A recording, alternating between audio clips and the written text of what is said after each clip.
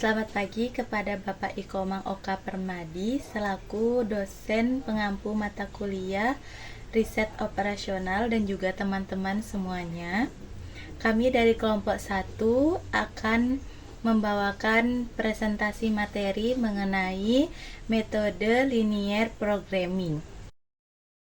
Perkenalkan, nama saya Lile Lutfia dengan NIM 22026120100237 dari kelas pemasaran pagi C. Perkenalkan, nama saya Ardi Jordan dengan NIM 22026120100259 dari kelas pemasaran pagi C. Perkenalkan, nama saya Nikadek Sumardini dengan NPM 22026120100260 kelas pemasaran C. Perkenalkan, nama saya Nikadek Devi Prayoga dengan NPM 22026120100268. Perkenalkan, nama saya Zikra Hanifah dengan NIM 22026120101395 dari kelas pemasaran pagi C.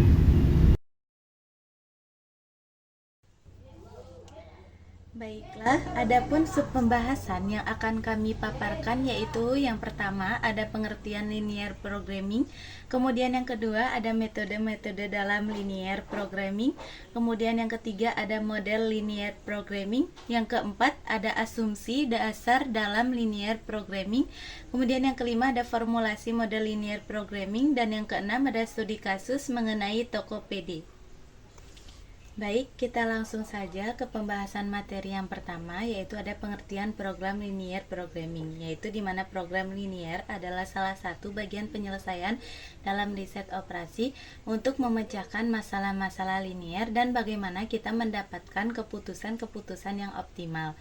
Linear programming berkaitan dengan penjelasan suatu kasus dalam dunia nyata sebagai suatu model matematik yang terdiri dari sebuah fungsi tujuan linear dengan beberapa kendala linear.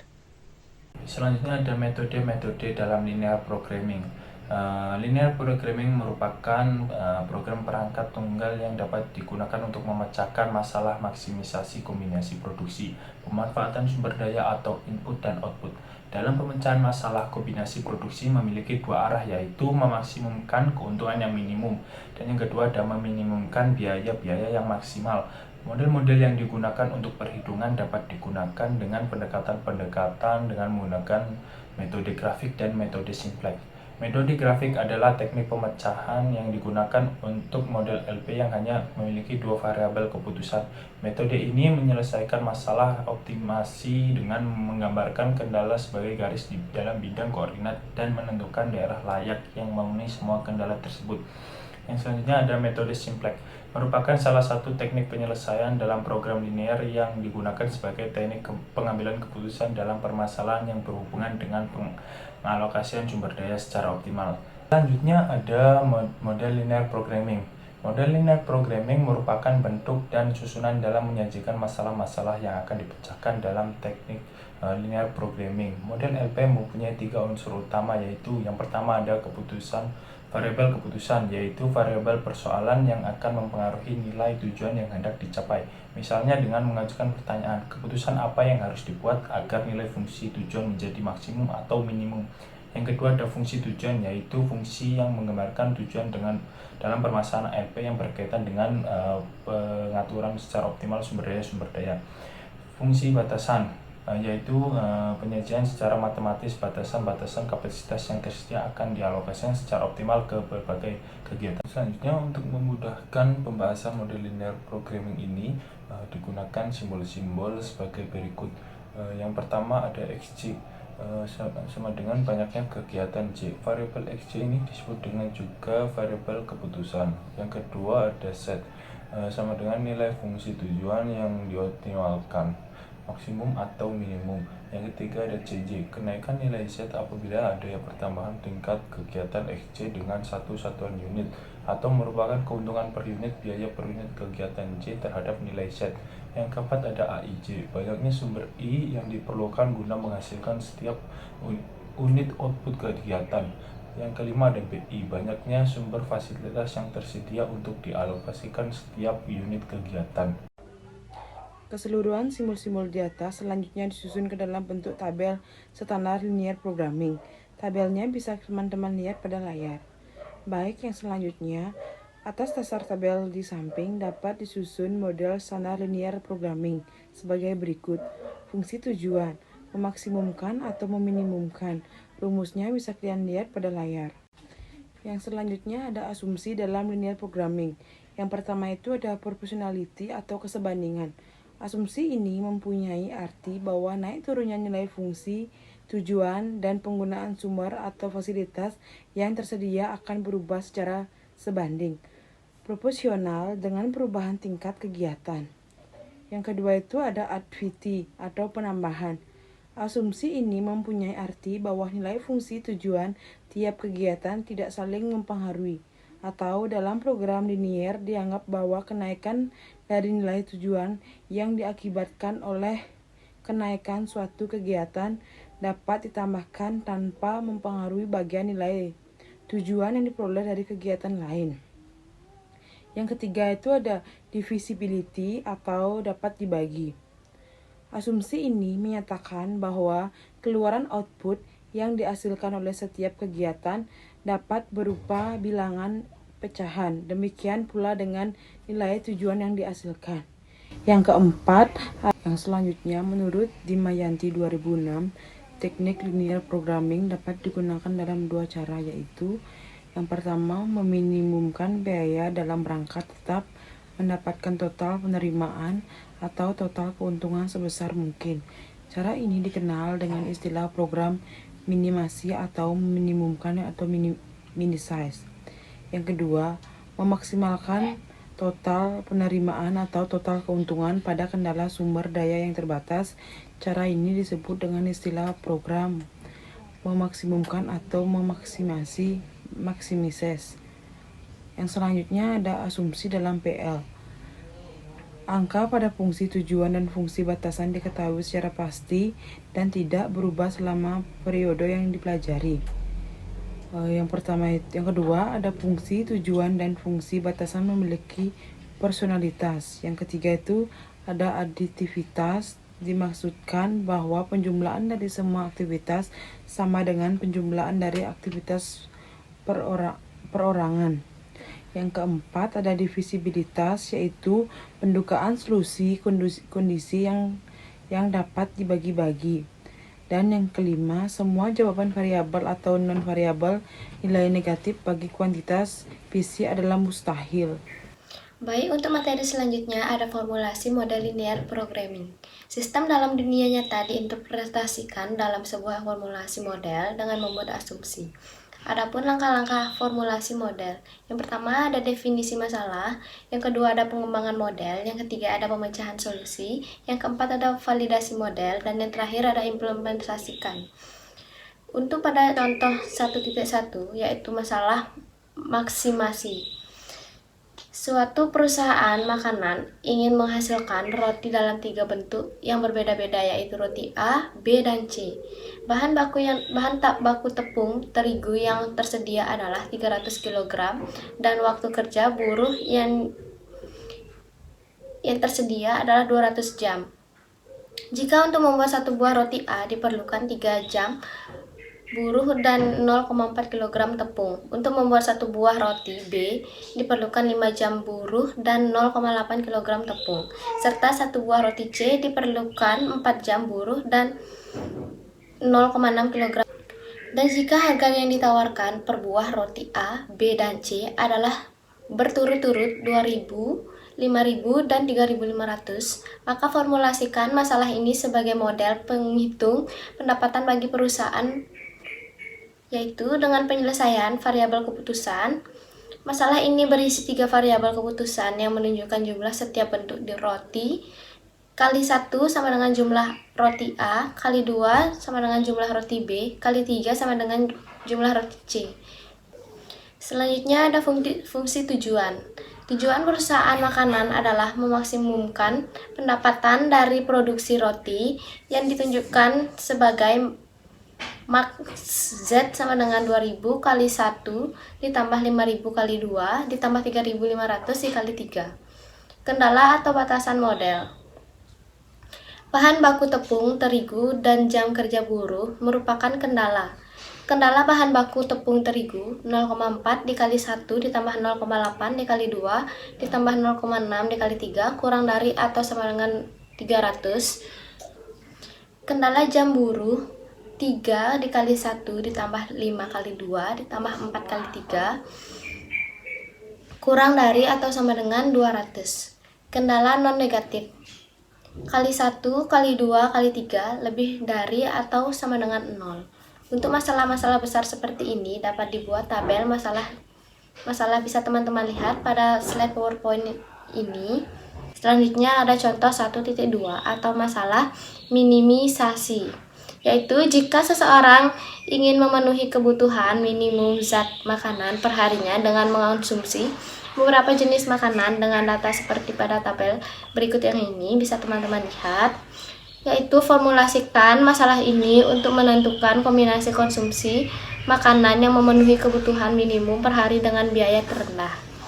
Nah, untuk penyelesaiannya adalah variabel keputusan X1 jumlah sayur yang dikonsumsi, X2 jumlah daging yang dikonsumsi, X3 jumlah ikan yang dikonsumsi. Tujuannya menentukan kombinasi-kombinasi makanan yang memenuhi kebutuhan minimum per hari dengan biaya terendah.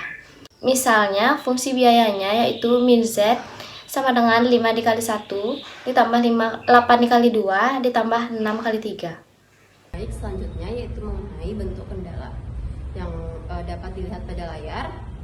Yang A itu ada kalsium, yang B itu ada protein, yang C itu ada vitamin, dan secara lengkap masalahnya penjelasan tersebut bisa teman-teman lihat pada tabel di sebelah saya. Selanjutnya yaitu studi kasus. Studi kasus mengenai optimalisasi penjualan toko sembako dengan metode linear programming pada Tokopedia.